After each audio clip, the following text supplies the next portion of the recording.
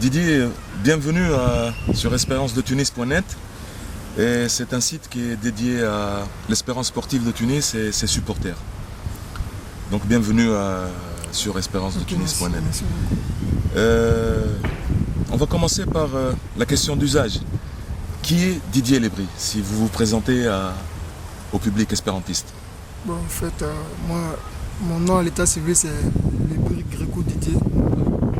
Ivoirien, je suis né le 28, 12 mois 88. Célibataire, je n'ai pas d'enfant. Ça me fait maintenant près de 5 ans que je suis en Tunisie. 2 ans passés avec Jandouba Sport, 3 ans avec la Massa. Donc je me sens bien en Tunisie, je connais un peu la Tunisie. Je ne suis pas compliqué, je suis quelqu'un de très calme, posé dans la tête. Et puis bon, voilà quoi. Le premier club où tu as évolué dans ton pays? Bon, en fait, moi j'ai fait que la formation dans mon pays. Où ça exactement? Bon, avec un petit centre de formation. En Côte d'Ivoire? Oui, en Côte d'Ivoire, avec un petit centre de formation. On organisait des voyages chaque année sur la France. Bon, il y a 2 voyages, je n'ai pas pu aller. Et c'est de là que je suis parti au Mali. Oui. Là où j'ai joué avec le Djoliba, je ne sais pas si vous connaissez. Djoliba Mamako, oui. Voilà, c'est un grand club au Mali. J'ai fait 1 an avec eux. Et je suis retourné au Sénégal, où j'ai joué avec l'US Ouakam, oui, de Dakar. On a participé à la Coupe d'Afrique. Et c'est de là que j'ai été contacté par Jandouba Sport. Et c'est comme ça que je suis arrivé en Tunisie. Et tu avais quel âge quand tu jouais à l'AS Ouakam, au Sénégal? À Ouakam, à l'époque, j'avais 18. Quand je suis arrivé à Jandouba, j'avais maintenant 19. Donc à Ouakam, j'avais 18 parce que j'ai fait 1 an là-bas. On a participé à la compétition africaine. Et de là, je suis arrivé à Jandouba Sport. Jandouba Sport, avec laquelle tu as passé 2 années. 2 ans. 2 années. J'ai été transféré à l'AS Massa. Et quel est ton poste préféré, ton poste de prédilection quand tu joues? C'est quel poste que tu préfères le plus? Bon, généralement, moi je me sens bien derrière l'attaque. Puisque bon, je ne joue pas avant centre de pointe. Moi je me sens bien derrière l'attaque. Mais moi je peux jouer sur le côté par rapport à ma technique et ma vivacité. Donc moi ça ne me dérange pas, moi, ça dépend du coach là où il me met, moi je joue. Moi je n'ai pas de poste de prédilection dans le football. En tout cas, tout ce qui est compartiment offensif, moi je l'exploite bien. À droite, à gauche, axial. Mais généralement je me sens bien derrière l'attaque. Un milieu offensif axial plutôt. Milieu offensif axial, là je me sens bien derrière l'attaque. D'accord.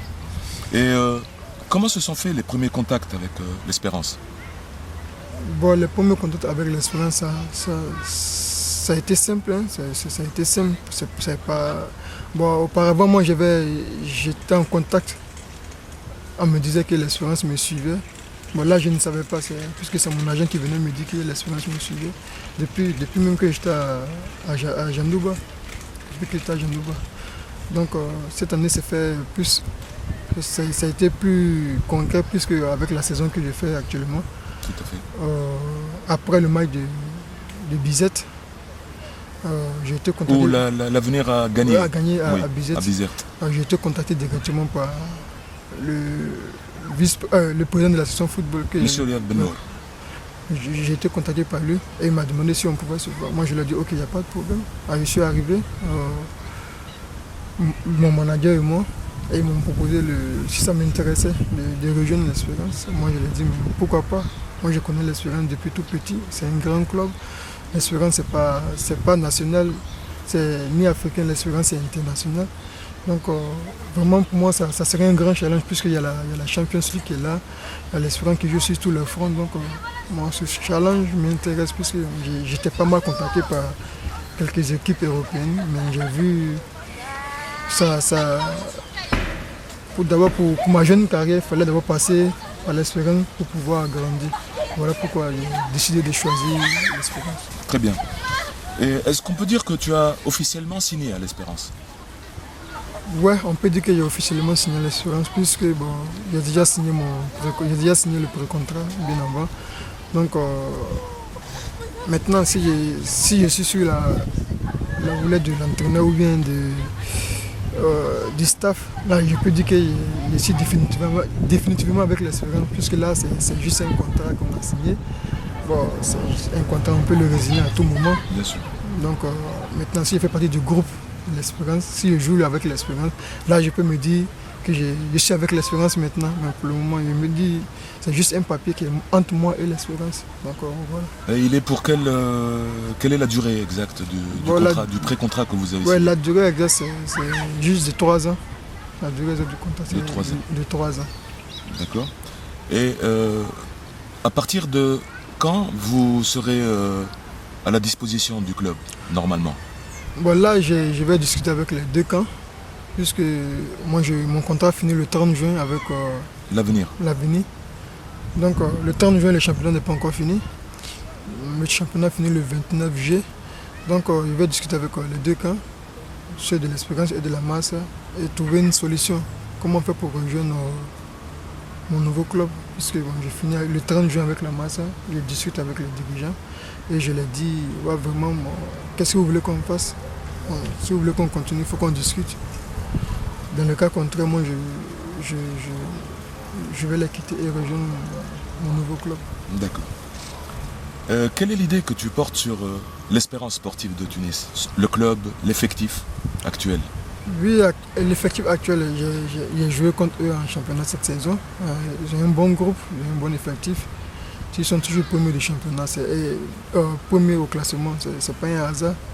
C'est un bon club, ils ont un bon groupe, ils ont de beaux joueurs, de très bons joueurs surtout. Donc je pense qu'ils peuvent tenir, En plus avec les recrues que j'entends, si j'en fais partie, je pense avec tout ce que j'ai, je vais amener quand même mon possible pour aider ce club à aller encore plus de l'avant. D'accord. Pour revenir un peu à l'avenir sportif de la Marsa, c'est un club qui fait actuellement une très grosse saison. Est-ce que tu peux nous donner ton avis sur les raisons qui ont fait que l'avenir sportif de la Marsa soit un sérieux concurrent de l'Espérance? Oui, c'est vrai. Cette année, c'était quelque chose d'impossible, si on veut dire. On a fait près de 2 ans avec notre nouveau coach, M. Boucher. Oui. Oui, c'est vrai, il nous a beaucoup apporté, plus le préparateur physique Thomas. Il nous a beaucoup apporté, surtout sur le plan mental, puisque bon, en Tunisie, ici, c'est ce qui manque beaucoup aux joueurs, le mental. Il nous a beaucoup apporté ça. Sinon, bon, c'est vrai qu'on a un effectif qui est beaucoup limité. Donc si on n'avait pas ça, moi je pense qu'on ne serait pas là aujourd'hui. Bon, on a pas mal de joueurs. Donc ce qui fait la force de l'équipe actuellement, le mental. Moi, je pense que c'est le mental qui fait la force. Comment voyez-vous la fin de cette saison au niveau du classement? Quels sont tes pronostics pour le classement final? Quelle lecture avez-vous de ce championnat? Bon, nous, concernant la masse, nous, on ne cherche pas le titre ou pas. D'abord, en début de saison, c'est fixer un objectif. C'était d'abord le maintien, comme on a l'habitude de jouer, le maintien. Et après le maintien, c'est devenu parmi les 10 premiers. Après, au fur et à mesure que les matchs avançaient, on a été gourmand. On dit pourquoi pas chercher une place africaine. Donc actuellement, nous, notre objectif, c'est être parmi les 4 premiers pour assurer être parmi les 4 premiers pour avoir quand même une place africaine. Donc c'est le maintien actuellement. Donc concernant le championnat, moi je pense que ça va on n'est pas encore mort, puisqu'on a peut-être 5 à 6 points devant l'Espérance.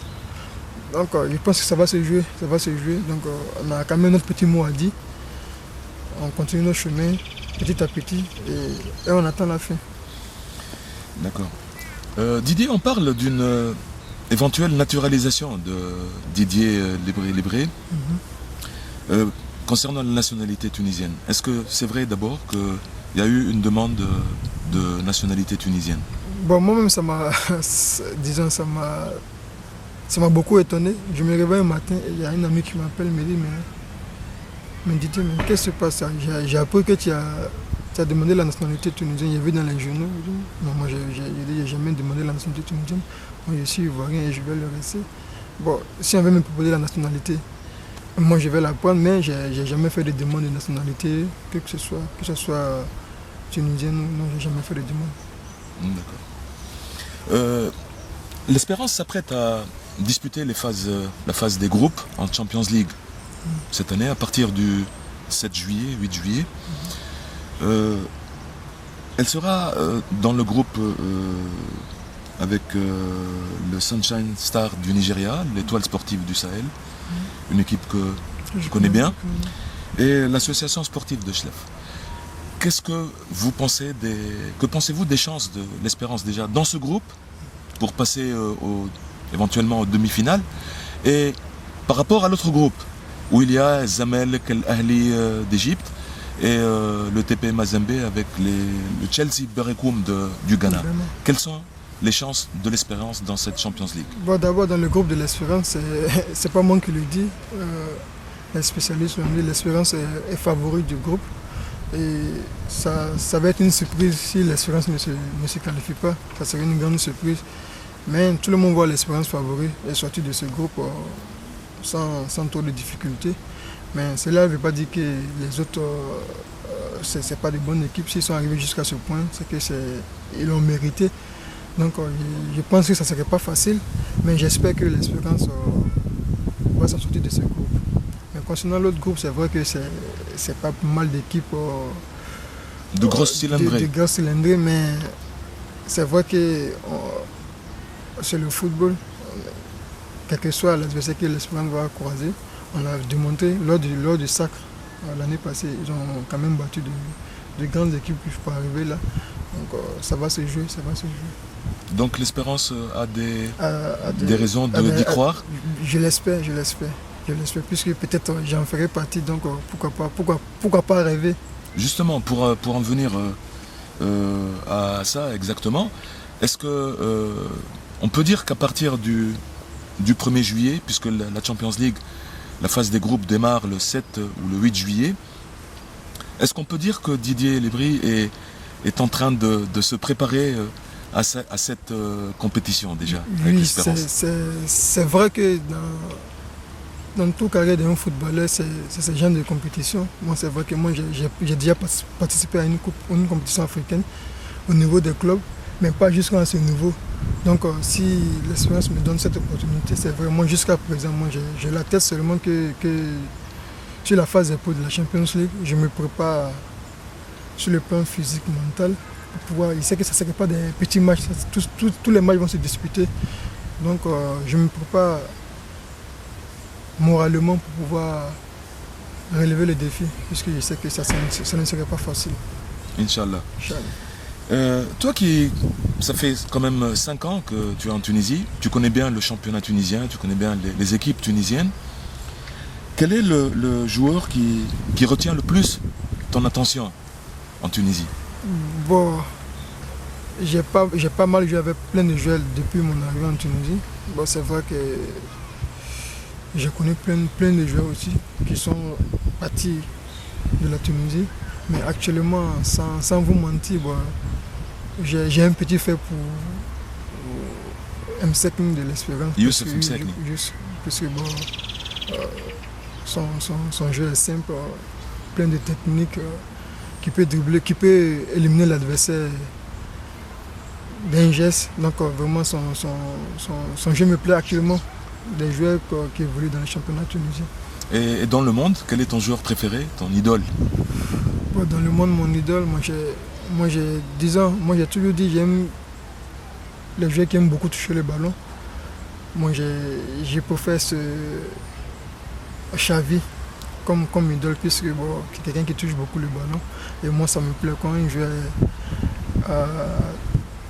touche plein de ballons. Moi il devient automatiquement mon idole. Voilà. Est-ce que tu suis un peu l'Euro 2012 qui a commencé? Est-ce que tu as vu quelques matchs? Oui, j'ai vu le match Allemagne-Portugal hier.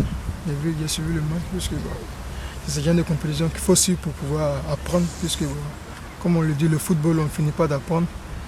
Donc ce genre de compétition, ça, nous footballeurs, ça nous arrange, puisque on les suit sur tous les. On ne regarde pas pour regarder, puisque tu joues le même poste avec quelqu'un, tu regardes comment il joue, parce qu'il est un niveau plus haut que toi, tu regardes comment il joue, comment il se replace, et selon ça, maintenant, tu essaies de tricher pour pouvoir évoluer.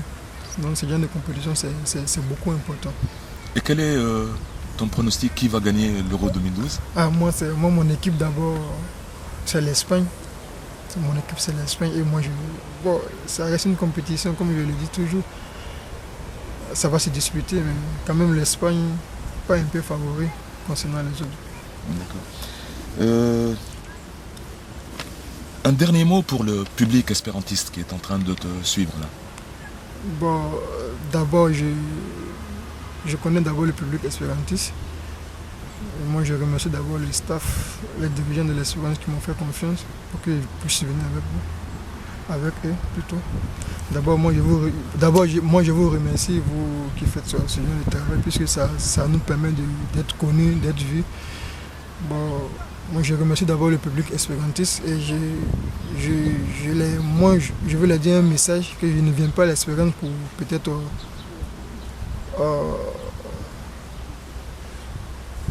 être dans le groupe pour le plaisir. Moi, je viens à l'Espérance pour pouvoir apporter toute ma connaissance. Je viens à l'Espérance pour pouvoir aider le club à devenir encore plus grand. J'espère qu'ils vont m'accueillir à bras ouverts. Et je donnerai le maximum de moi-même pour pouvoir faire avancer le club. Eh bien, merci beaucoup Didier de nous avoir accordé cette interview. Merci beaucoup. Et au plaisir de te revoir sur espérancedetunis.net. Inch'Allah. Merci beaucoup. Merci.